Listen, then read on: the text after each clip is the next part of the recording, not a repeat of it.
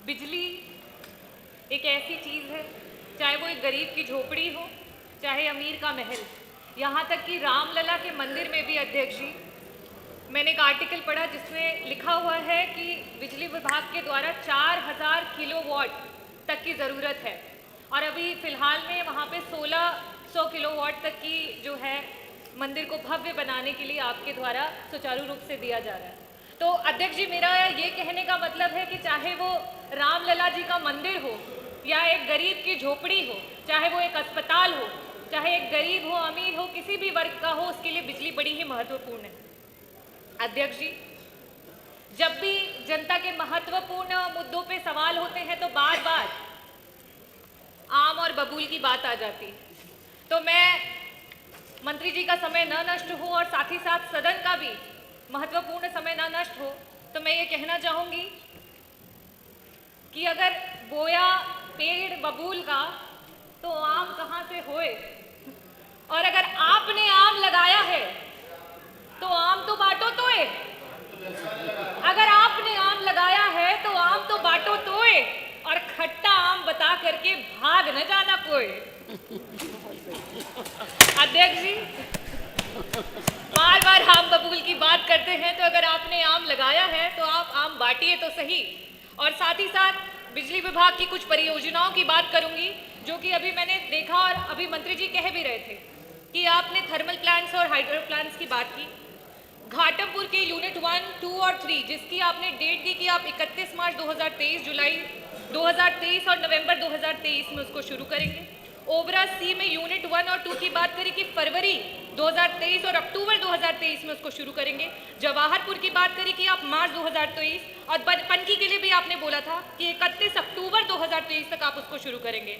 Hydro plants की आपने बात करी तो आपने वहां पे कहा कि आप मार्च 2023 तक और अगस्त 2023 तक आप जो आपका सुपसीरी हाइड्रो प्लांट है उसको शुरू करेंगे, और प्रभाती को आप दिसंबर 2023 तक करेंगे।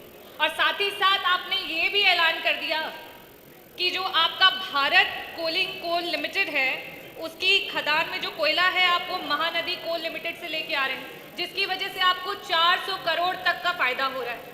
तो अध्यक्ष जी, मेरा बड़ा ही स्पष्ट सा सवाल है और मैं आकांक्षा करती हूँ कि जनता को और साथ ही साथ सदन में बैठे हुए प्रतिनिधियों को बड़ा ही स्पष्ट जवाब भी आएगा। मेरा पहला प्रश्न आपसे ये है कि जिन जिन परियोजनाओं को कागजी रूप से आपने गिना दिया है, उनमें से कितनी आपके प्लांट सुचारू रूप से आज काम करने लगे हैं, और साथ ही साथ 400 करोड़ का अगर आपको प्रतिवर्ष मुनाफा हो रहा है तो क्या अब आप आम जनता को खिलाएंगे? और जिस तरीके से चाहे वो दिल्ली की सरकार हो या राजस्थान की सरकार हो, उन्होंने 200 यूनिट बिजली मुफ्त की पूरी जनता की, 100 यूनिट पहला जो उनके उपभोक्ता के होते हैं उनके बिजली को माफ किया, तो क्या आप भी उत्तर प्रदेश की जनता को मुफ्त 300 यूनिट बिजली देने के लिए तैयार हो चुके हैं? मेरा दूसरा प्रश्न ये है कि आज चाहे वो सीनियर सिटीजन्स हो, चाहे वो आदिवासी समाज की, दलित समाज की या पिछड़े समाज की हमारी महिलाएं हो या दिव्यांगजन, वो आपसे बड़ी उम्मीद और आस के साथ आपकी तरफ देख रहे हैं कि उन्हें मुफ्त बिजली मिले।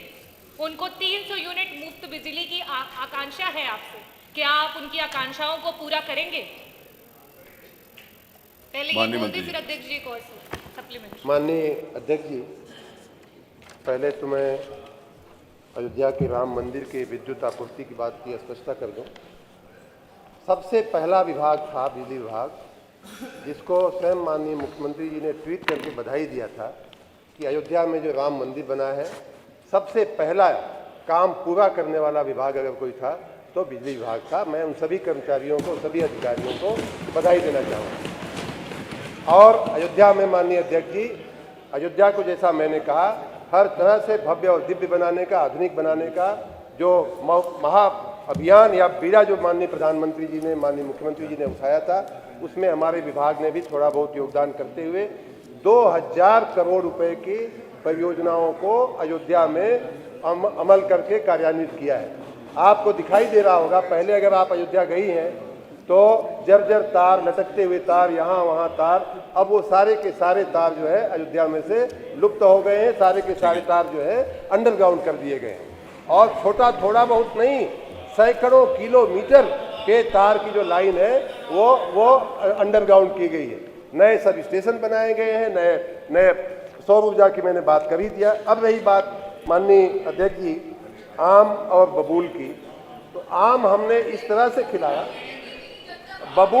बबूल मेरा नहीं था, बबूल तो हमारा नहीं है, मेरा आम है। आम की बात कर देता हूँ, आम ये है, आम माननीय अध्यक्ष जी आम ये है कि हमने अभी जो OTS योजना चलाई थी उसमें आम में खास क्या ये बता दीजिए। आम खिलाने की बात मैं कर रहा हूँ ना। आम में खास क्या ये बता दीजिए। हाँ, आम में खास है, आम में खास ये है माननीय अध्यक्ष जी कि घरेलू उपभोक्ताओं को उस OTS योजना में 32,93,000 लोगों को हमने 1,044 करोड़ रुपए की छूट दिया है OTS योजना।